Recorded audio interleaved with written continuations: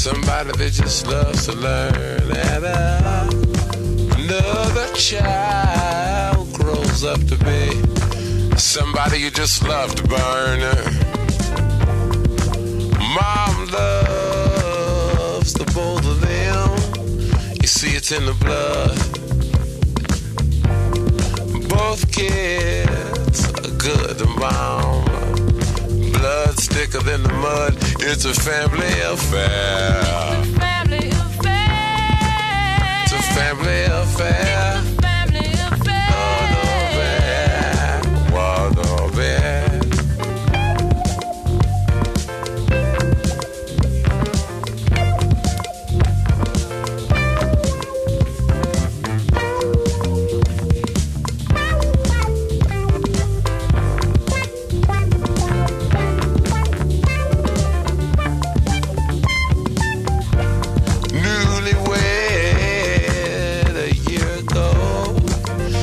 Still checking each other out. Hey, nobody wants to blow. Nobody wants to be left out. You can't leave cause your heart is there. But you can't stay cause you've been somewhere else.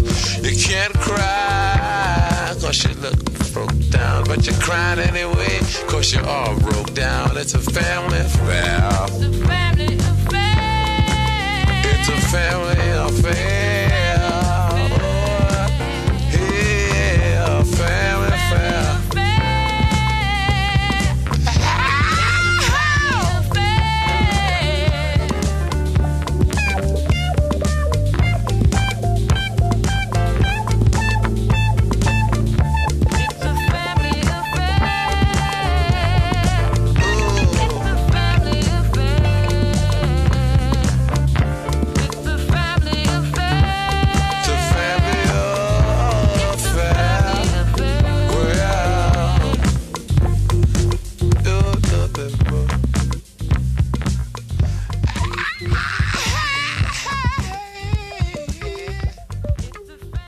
Welcome to our show. I'm Rod Willis, host of News ULM.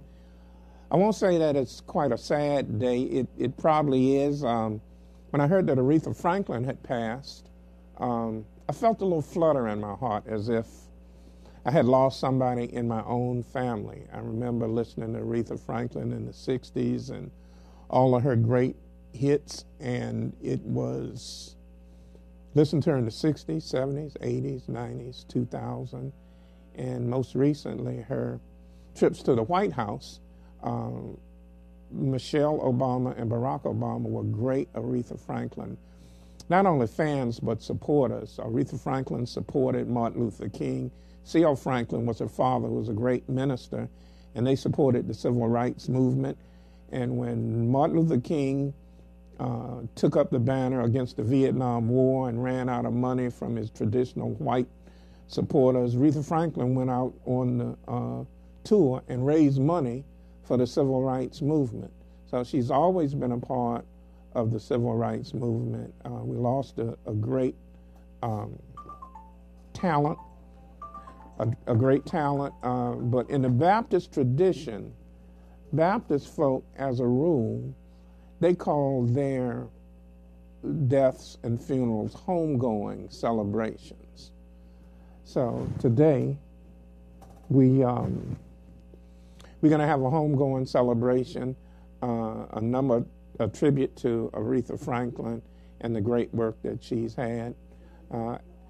After this music break, we're going to go into a tribute to Aretha Franklin and then to Barack Obama.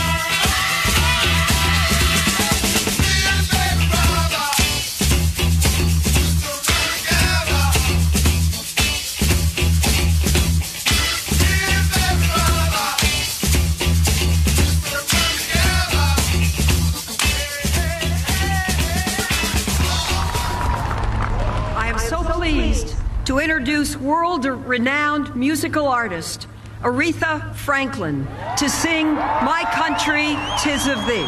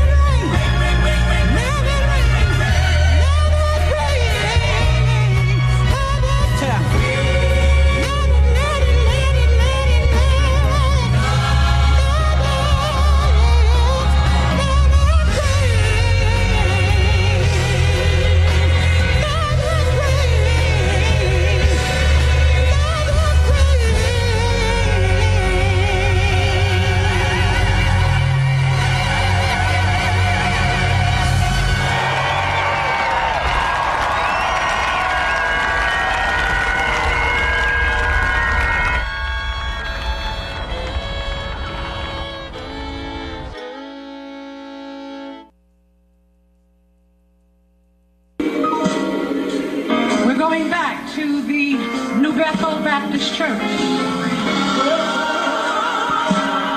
To the days of this recording,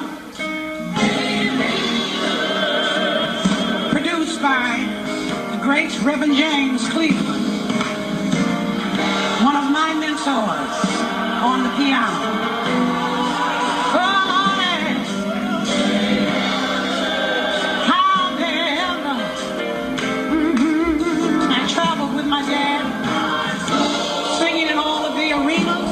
The country, in small churches and city auditoriums.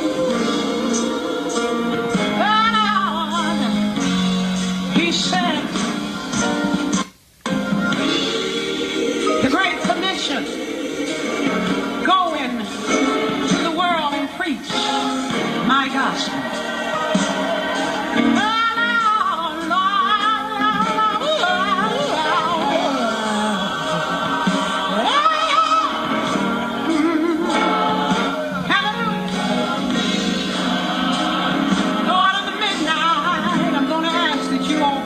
Be praying.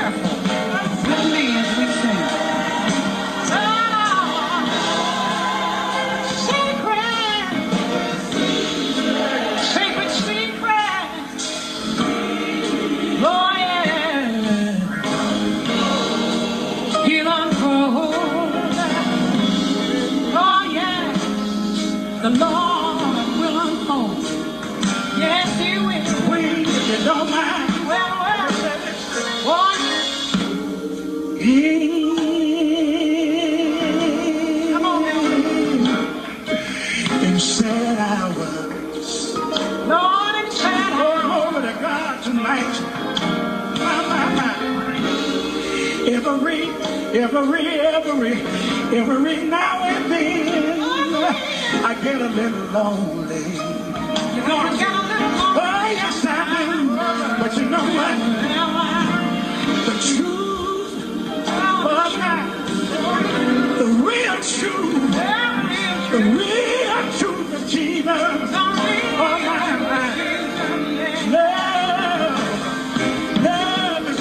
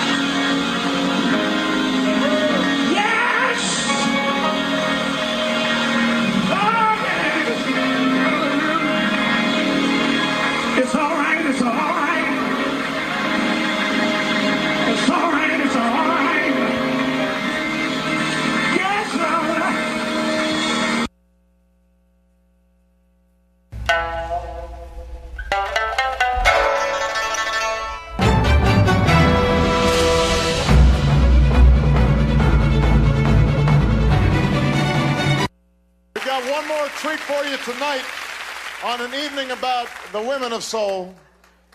I think it is entirely appropriate for us to end with the queen of soul.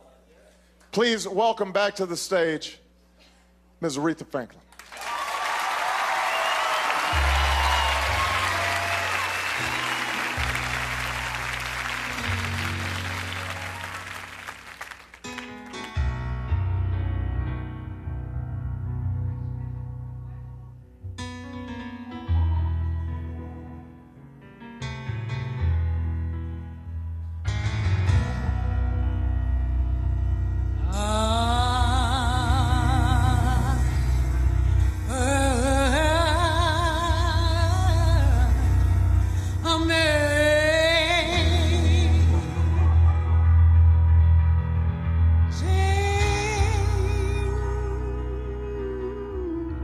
Amazing grace,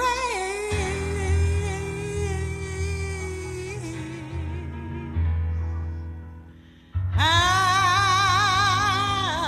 sweet the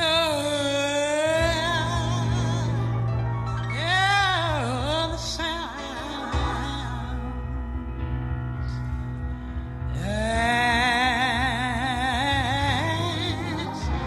Lord, that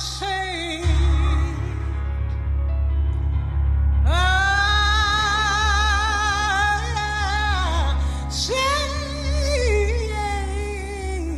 saved the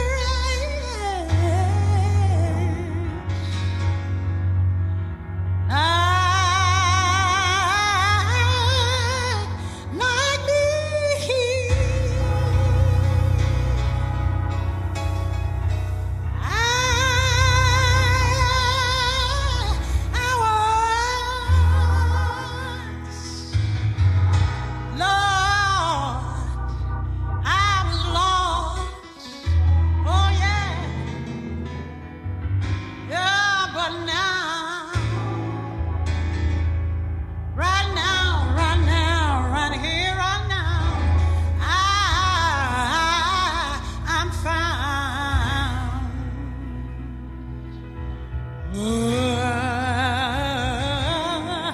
I was blind,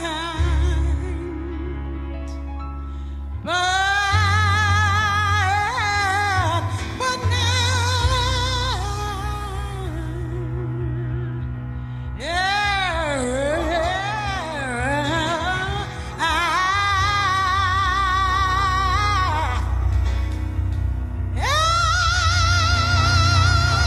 I see, and He is Omega. Oh yeah, oh yes He is. Yeah, make you feel like running sometime.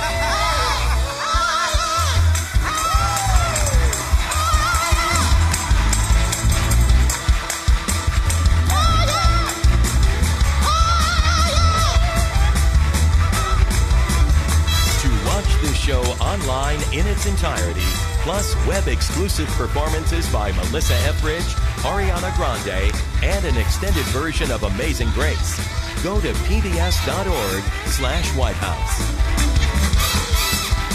Glory! Hallelujah!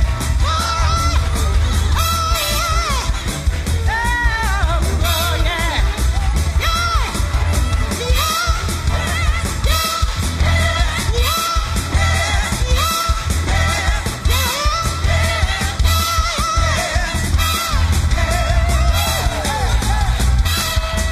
Corporate support for Women of Soul. Good thing with these, first of all, they are virtually unbreakable, okay? They bend and they flex as you use them, and it's got a double-edged blade. And what I mean by a double-edged blade is the simple fact that you can use that both ways, backwards. R-E-S-P-E-C-T. Ladies and gentlemen, Miss Aretha Franklin.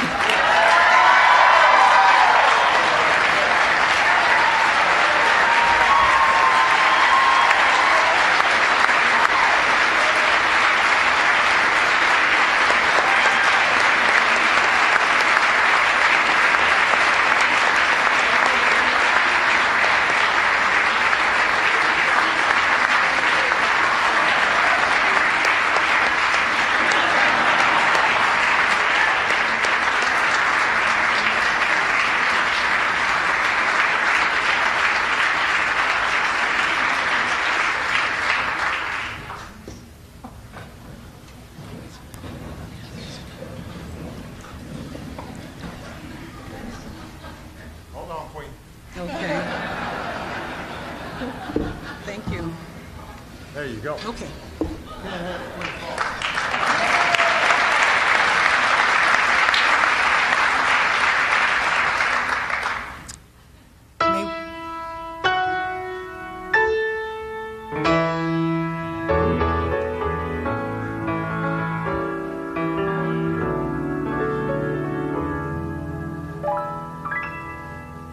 Oh, beautiful,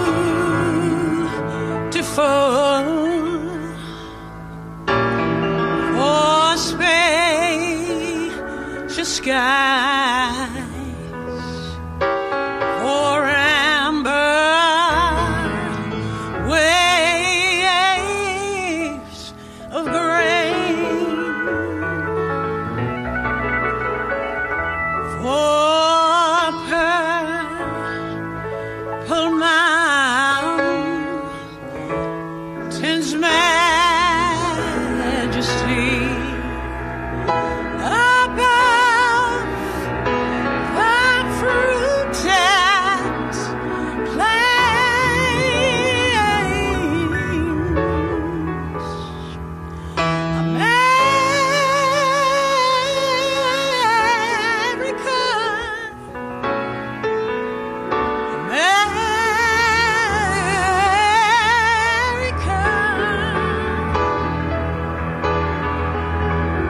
God shed His grace on me and crowned Thy good with brotherhood from sea to shining sea. America, for heroes prove in liberating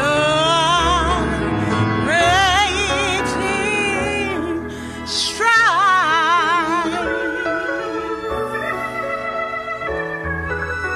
for more than self, Thy country loves, and mercy more than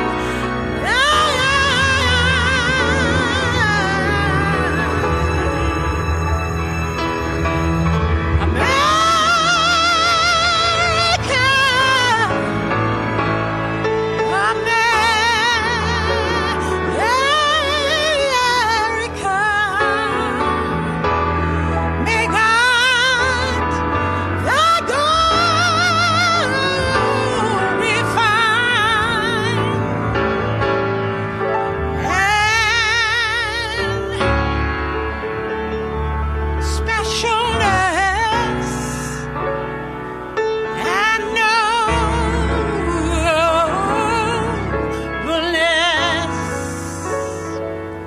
and every gain divine.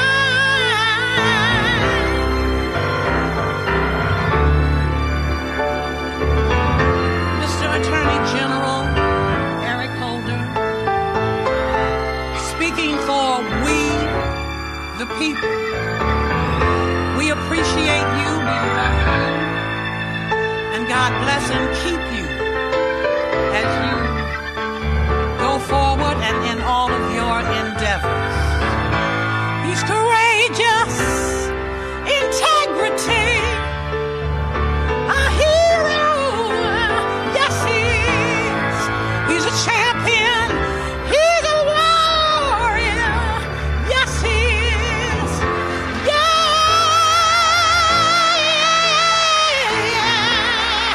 Woo, yeah.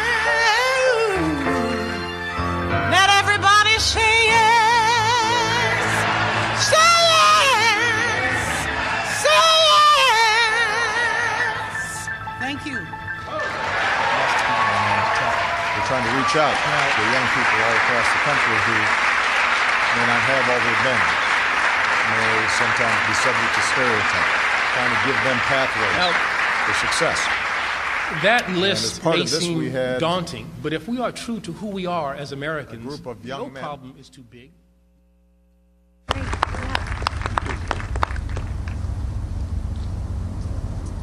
Ladies and gentlemen, welcome to the stage, Aretha Franklin.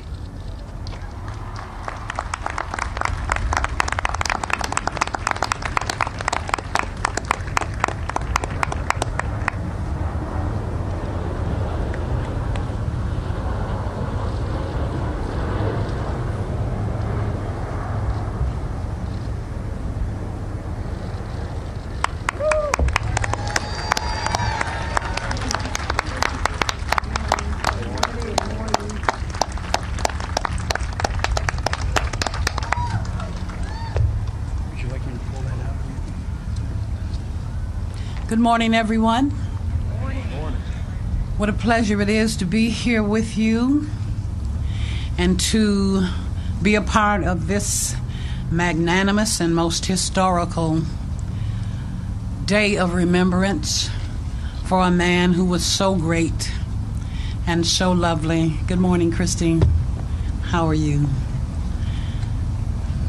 I'm going to sing something that Dr. King often requested, and as a matter of fact, he requested it the morning that he was going to Billy Kyle's for dinner.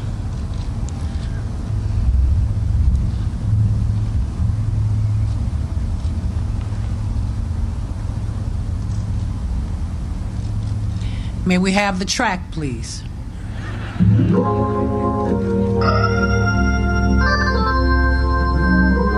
Good morning, Dr. Lowry.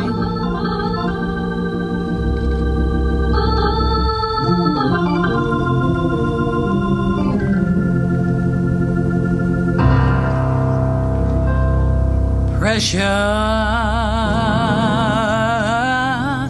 Lord, take my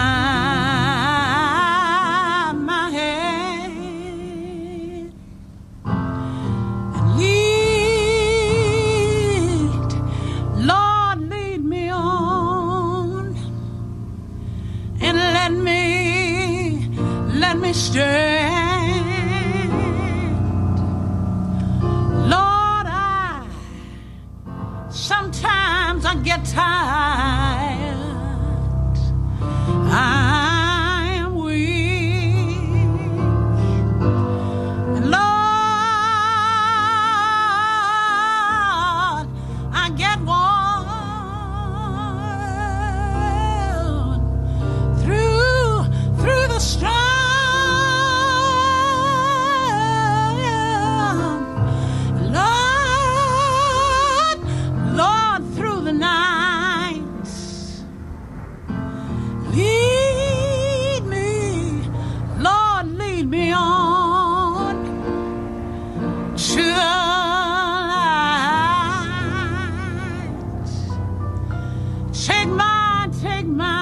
Take my hand, precious Lord,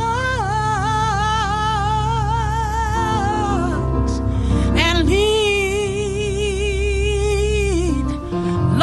lead me home. And when my way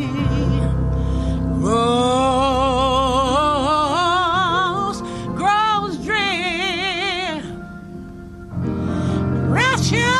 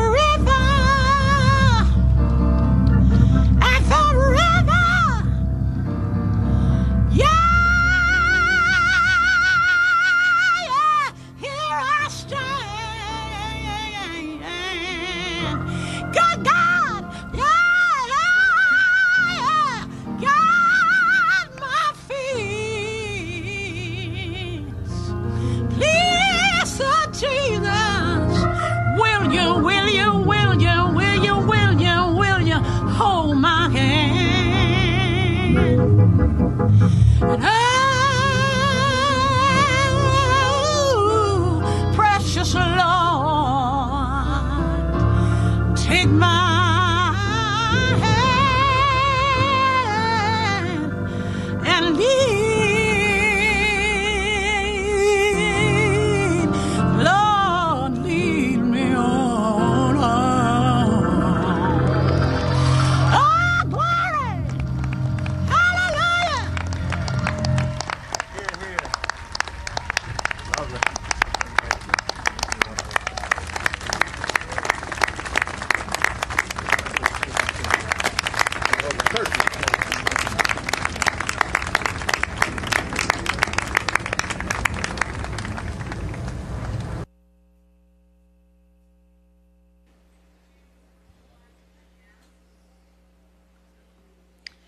Mr. President, Mrs. Obama, ladies and gentlemen, you have no idea how exciting it is for me to say these next 11 words here in the East Room of the White House. And now, please welcome the First Lady, the Queen of Soul, Miss Aretha Franklin.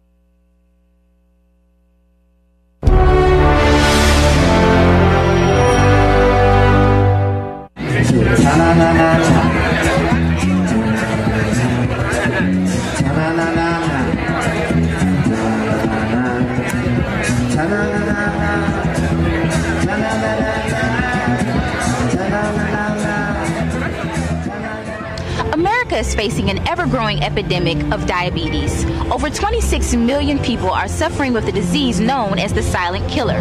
Hi, my name is Christy Butler, and I'm here in the Maryland State Capitol at the Governor's Mansion for the annual Buy Local Cookout, an event sponsored by the Maryland Department of Agriculture, where they're encouraging Marylanders to incorporate at least one locally grown, produced, or harvested product in their meals each day. Well, Governor O'Malley has hosted this Buy Local Cookout every year since he's been in Congress, and it's to celebrate Maryland's great agricultural production that we have here in the state. And tonight, this cookout is to kick off a week of campaign so that every Maryland citizen would incorporate some Maryland produce into their meal at least one day for a week. Sure. This is our Buy Local night here at Government House. So at the Governor's residence, we have people who have come from all over our state that are involved in this movement of local food, grown locally in Maryland, raised locally in Maryland, and consumed locally here in Maryland. So it's all about more sustainable living, more profitable family farms, and a better quality of life for everybody. So it's a terrific night and best weather we've ever had. So we're from Zephyr and Gold Catering, and my name is Daniel, and we have a cucumber watermelon salad with a maple thyme vinaigrette. Virtually all the ingredients are local from Maryland. We have yellow watermelon, red watermelon, cucumber, and thyme. And we also have, for the vinaigrette, was made with local maple syrup, local apple cider vinegar, and local honey.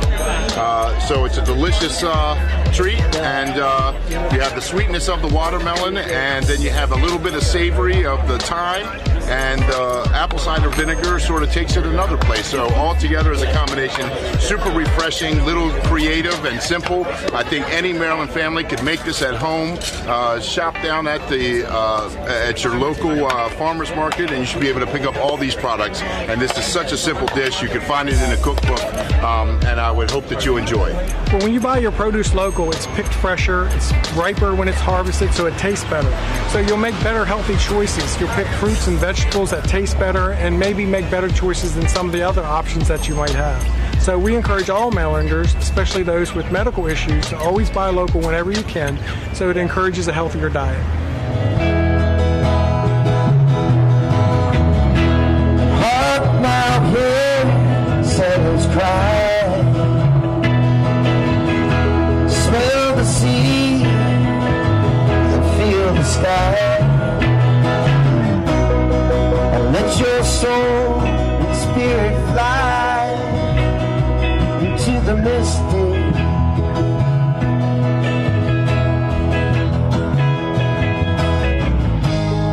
And that foghorn whistle blows. You know that I'm coming home.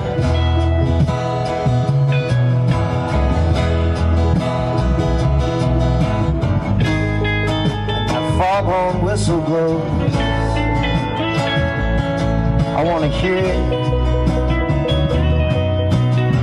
I don't have to fear it, 'cause I want to rock your gypsy soul, just like we're back in the days of old. Magnificently we would fall into the mystic.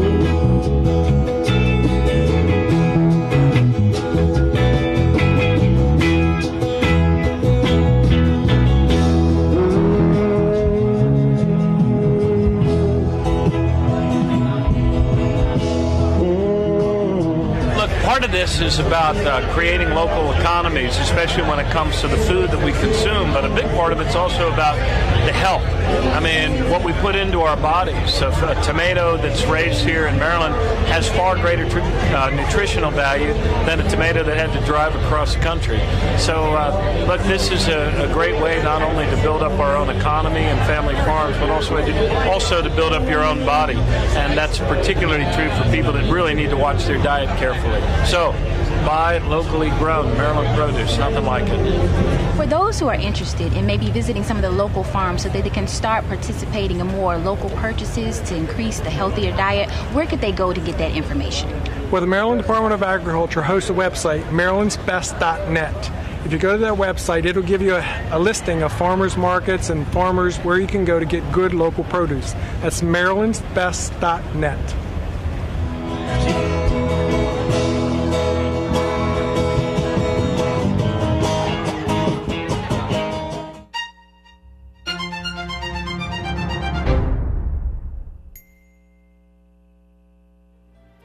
America is a nation filled with rich cultural traditions from around the globe, especially when it comes to food. Hi, I'm registered dietitian Vandana Sheth with the Academy of Nutrition and Dietetics. Healthy, tasty menu items from all ethnicities can be included into a healthful eating plan that's specific to your needs and tastes. Stir-fried dishes from China filled with vegetables and chicken, minestrone from Italy with tomatoes, beans, and whole grain pasta, Greek dolmas with lean ground meat, eggplant, and rice, broiled tilapia and gazpacho from Mexico, and lentils or dal with roti from India. These are just a few of the wonderful and good-for-you foods that have been brought to this country from around the world. And there are so many more. A registered dietitian can help you understand how your favorite ethnic foods can fit into a healthful eating plan. For more information and to find a registered dietitian in your area, visit the Academy of Nutrition and Dietetics at eatright.org. Encouraging you to eat right your way every day. I'm registered dietitian Vandana Sheth.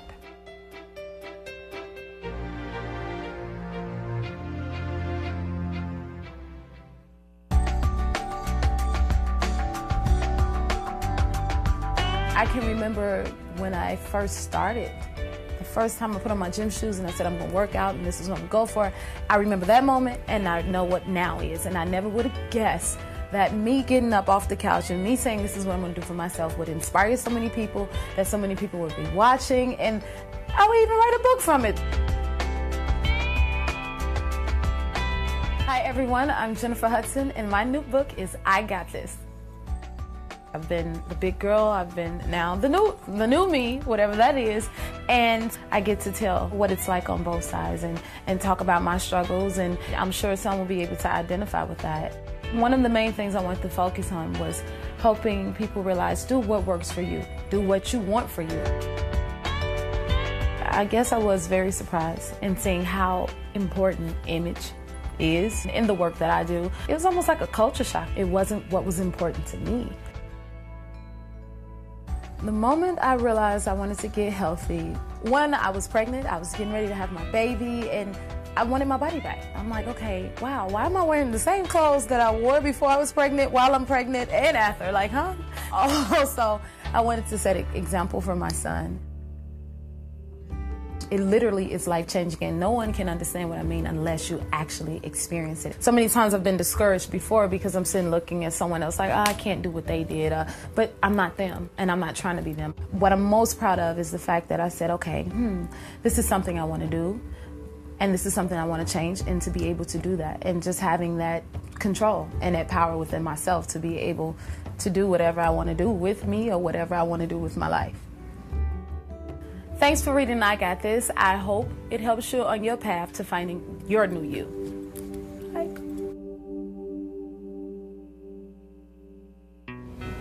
Hi, I'm Christy Butler reporting with News ULM, and I'm here on location in Oxon Hill, Maryland at the dental offices of Frederick Clark.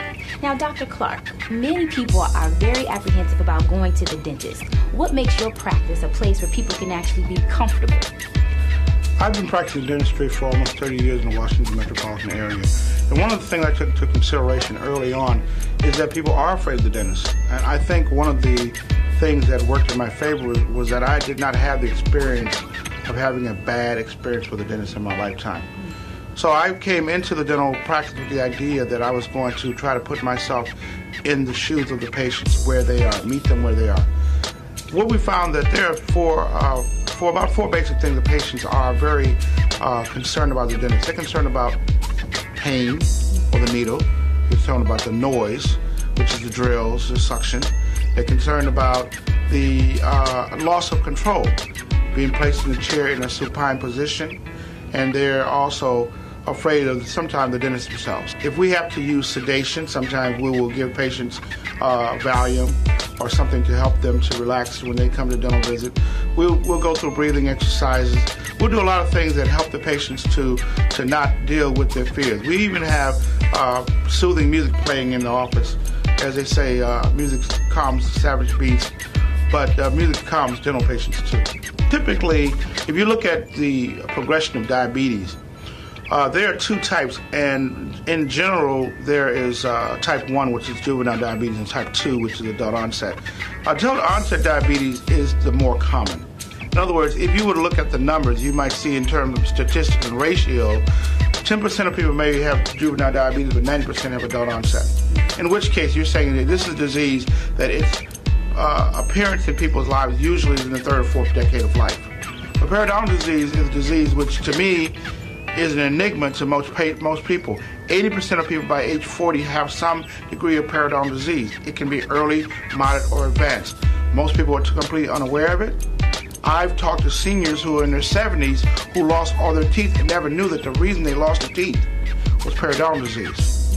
Now, if those people have diabetes and periodontal disease, sometimes we see those people may lose their teeth in their 30s and their 40s as opposed to at 60 or 70. Hola, me llamo Yolania Costa y tengo diabetes y miro mi peso y una manzana al día mantiene tu diabetes lejos. Así que la próxima vez escoge una manzana y no una hamburguesa. A Dramatic Health production.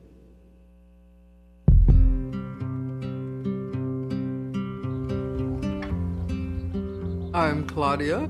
I live in Sacramento, California, and I'm making my living as an artist. As a single mother, I did work hard raising my daughter, but I'm very, very proud of the way that she came out. My mom is very expressive, very creative. She laughs a lot.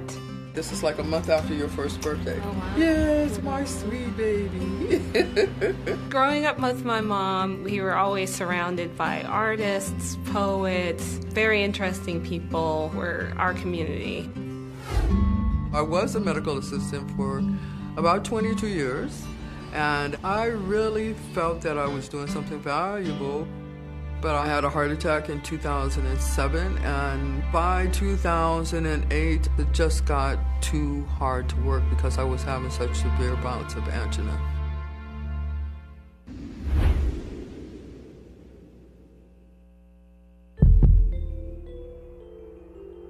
When I was first released from the hospital, I could not do my laundry. And to carry my laundry downstairs would pretty much send me back to the hospital. The doctors regarded that as chronic angina. Maybe a week or two later, I got a call referring me for an appointment to Dr. Schaefer. I met Claudia in 2007 following her heart attack, and I was following her, had her on medical therapy. We had her angina under reasonably good control, but then her angina got worse, and I kept increasing her medications.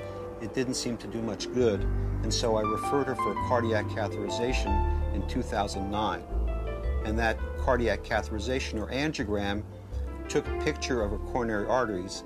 It showed that there was some re-narrowing of the stent that was placed at the time of her heart attack, and also showed that she had some moderate disease in some of the smaller blood vessels. So we knew that there was a reason why she was getting angina more easily. The problem was that there was nothing mechanical that could be done. There were no lesions, no narrowings that could take a stent. The typical angina symptom is this pressure on the chest, squeezing sensation, the elephant on your chest. A minority, but a substantial minority of patients get very atypical symptoms. They'll get only jaw pain, for example, like Claudia does. So when you get the angina, that's the first symptom that you get is? Usually I get it in my jaw. Oh, okay. Every patient has a different story. Every patient has different angina. So it's very important for patients to be very truthful and open about their symptoms. We rely on the patient's description of their symptoms to decide on further tests or further treatment. Dr. Schaefer has worked with me very well to manage my angina by managing my medications, but he also advised that I continue with exercise and diet regimen. Weight gain is the sum of little things that add up over time. Choosing the escalator instead of the stairs, eating 2 helpings of dinner, and so on and so on. Ever wonder why you're winded? Or your joints ache and blame it on your age? Well, think about your weight. Imagine carrying a 10-pound bag everywhere you go. Just 10 pounds adds more than 30 pounds of force to your knees. So those achy knees might mean you need better habits. By realizing you're overweight and by taking control now, you may lower the risk of developing serious health problems like heart disease, high blood pressure, type 2 diabetes, gallstones, and some cancers. Losing just 5% of your body weight may also decrease the stress you're putting on your body. That means doing more of the things you enjoy without the aches and pains. It's the little things that make up the weight gain. And it's the little things that will help take it back off. Wouldn't you like to drop the weight and stop picking up more? Obesity happens 1 pound at a time. So does preventing it. This could be the first generation of children in the United States that lives less than its parents. I got 2 pills I take for my diabetes, then I got 1 for cholesterol, high blood pressure, and then I take Byetta, which is an injectable. I'm getting really shaky, and I'm sick and I'm fatigued, and that's when they diagnosed me with hypertension and diabetes. Obesity, diabetes, heart disease, high blood pressure cost this country more than $120 billion each year. People are saying, you're crazy. You're a cancer patient. You should be resting. Doctors told me this. When I had the second heart attack, the doctor said I should prepare for death. Heart disease is an absolutely toothless paper tiger that need never, ever exist. People who were raised in Japan, the Philippines, Korea, China, never had heart disease, prostate cancer, colon cancer, breast cancer, rheumatoid arthritis, multiple sclerosis. This is the atlas of cancer mortality in China. Virtually, the Western diet was non-existent. They had no animal products. They had no dairy, no meat. We learned that we could turn on and turn off cancer growth just by adjusting the level of intake of that protein. I knew at that point what caused most diseases. Our national authorities are simply excluding this concept in order to protect the status quo. With the Western diet, there are going to be 500,000 people in this country this year who will have to have the front half of their body divided, their heart exposed. Some people would call that extreme. I know of nothing else in medicine that can come close to what a plant-based diet could do. If you go through life thinking that what happens to you from a health perspective is based on your genes, you're a helpless victim. I reversed the diabetes. The diabetes is not coming back. I just can't understand what it's done to change my life. Diet is so much more important than anybody ever thought. To me, the answer is so simple, it's criminal. And it's just people starting to take responsibility for their health and starting to eat more plant-based foods. It's that simple.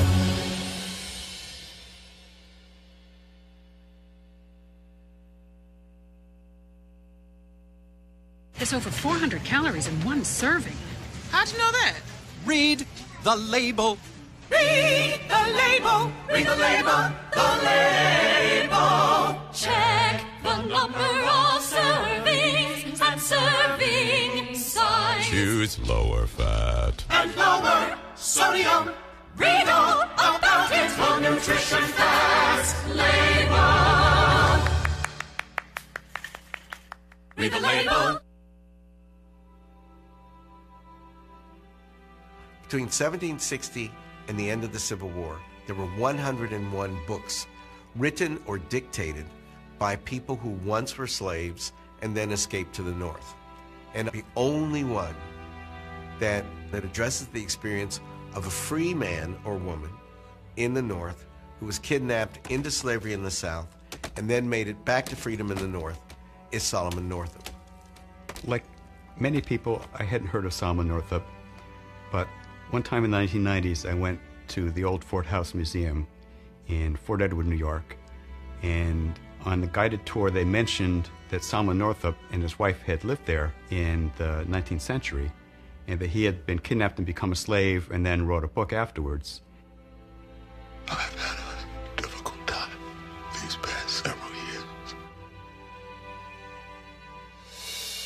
It was originally published in 1853, before the Civil War, of course, and it's very interesting because his attention to detail in the book shows just how curious he was and what an intelligent person he was, because he records every little detail that happened to him. No man writing in upstate New York could have fabricated this narrative.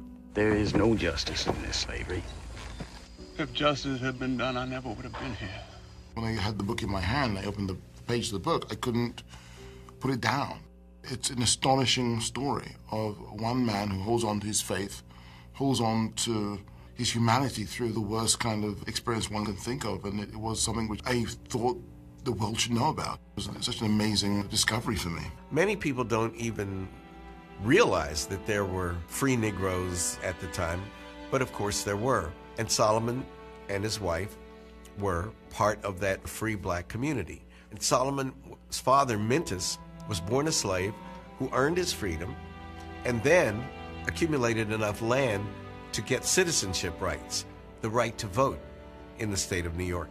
So Solomon was born free. He was never a slave until he was kidnapped. I was a free man. I'm not a slave. After 1808, the importation of slaves from Africa into the United States had been banned by the federal government. That meant that the supply of slave labor was limited, and therefore places in the South that were just developing, that desperately needed labor, were willing to pay very high prices for slaves. And consequently, people with criminal minds would realize that if they could kidnap a free black person and get them into the South, they could make a lot of money. You're no free man. You're nothing but a Georgia runaway. Every free Negro in the United States knew that they had to carry their free papers. You have no right whatsoever to detain me. Resolve this. Produce your papers. Imagine that state of being. Days ago, I was with my family in my home. Now you tell me all is lost. Despite all the terrible things he experienced and that he saw, he's able to maintain his identity over all those years and to remember that somehow he is going to get home. 12 Years a Slave is the greatest realistic depiction of slavery. It's brilliantly rendered. It makes you feel it, breathe it, smell it, experience it, suffer under the weight of the burden of the vulnerabilities of slavery in a way that's not pornographic. And that's the strength of the film. You know, there's so many levels to this book and to this story, and to me, Solomon's book is a gift. It is a gift from the middle of the 19th century right into the present day. It's a story that speaks to these ongoing debates as we grapple with what it means, what human dignity and human respect really, really mean, and how do we apply that on any given day. It would be an unspeakable happiness to see my wife and my family again. You can really eat that? I thought you were diabetic. Yeah, I just got these pills. They're supposed to work like insulin. Found them on the internet. Sounds too good to be true. I can eat whatever I want. Look, it says so right there on the bottle. That's not good. Ever get the feeling you've been had? How can you spot health fraud? Look for bold product claims, personal testimonials, and a host of promises. There are many other red flags, and we'll tell you all you need to know. We're the FDA. Don't be a victim of health fraud scams. Be smart, be aware, be careful. For more information on how to spot health fraud scams, visit fda.gov/healthfraud. First of all, I want to thank you for raising the awareness of diabetes screening and testing. Look, diabetes is one of several chronic illnesses that can be prevented. And when you're raising awareness and outreach and people are getting screened for diabetes, the treatment that we can provide on the front end, it's less costly, not only financially, but to the quality of your life. We can improve your quality of life and ensure that you're making the right choices for eating and you're getting the right treatment up front. If you delay and you don't get screened or tested and you do have diabetes, it can be much more costly for you and your family, both in terms of your health and your wallet. So we're encouraging everybody to get screened. And there are signs that you have diabetes or may have diabetes, then we can get you to the right treatment early on. It is something that is very important in the African American community because the health disparities in the area of diabetes is tremendous. So again, I appreciate the focus, educating, outreach, the screening, the testing on diabetes, particularly in the African American community. I'm Dr. Carlisa Hussein, Director of the Office of Minority Health and Health Disparities in Maryland's Department of Health and Mental Hygiene. I'm here today presenting on power and politics, and it's very important when it comes to diseases like diabetes. Our office has been preaching about diabetes for years.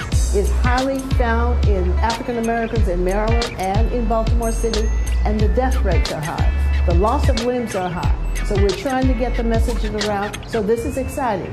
Test a Million is a way to go about it. So I'm very happy to see you here today doing this, and we want to get the word out around our state to all of the 2 million minorities in Maryland.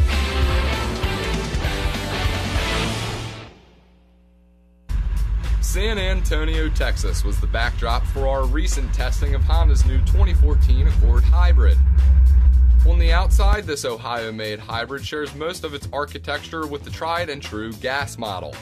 The big differences being underneath. This Accord uses a hybrid dedicated 2-liter double overhead cam iVTEC engine paired with a 2-motor system for a combined peak output of 196 horsepower. The hybrid drivetrain is so refined that when you're switching between modes, it's virtually undetectable, aside from some low, unique noises at low speeds. This green-minded setup is good for a wallet-friendly 50 city, 45 highway, and 47 combined. I like to drive more on the sporty side of casual. I like to get to my speed quickly, and on the highway, I prefer to be in the quicker pace of things. That being said, I still averaged about 46 miles to the gallon. Be sure to stay tuned to Motor Week for a full road test coming soon.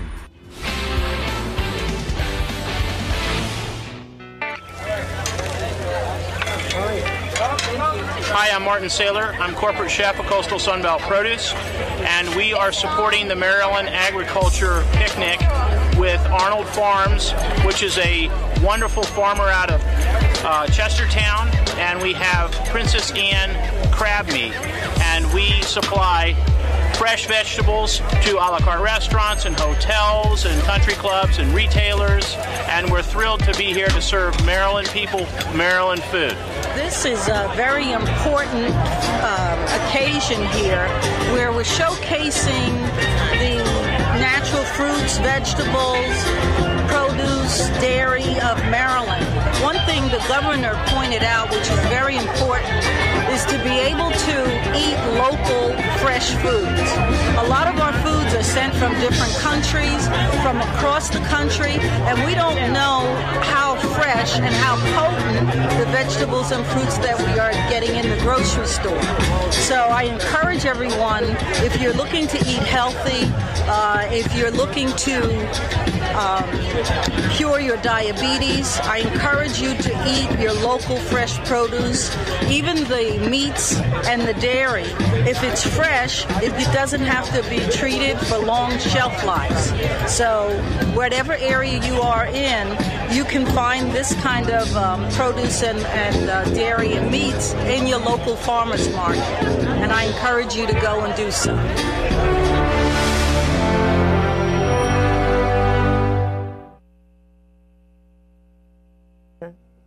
Sign out.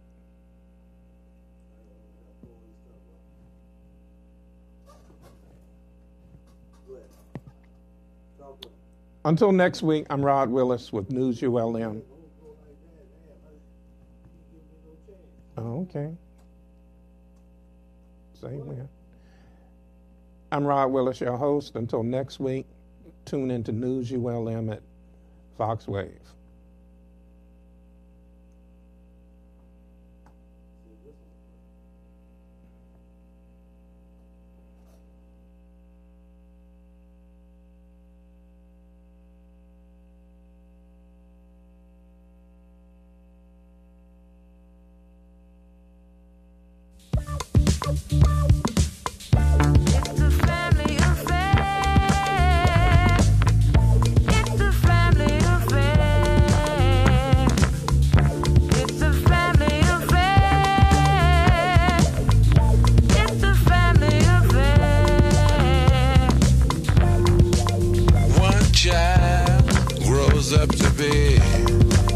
Somebody that just loves to learn, and another child grows up to be somebody you just love to burn. Mom loves the both of them. You see, it's in the blood. Both kids are good to mom. Blood's thicker than the mud. It's a family affair. It's a family affair. It's a family affair.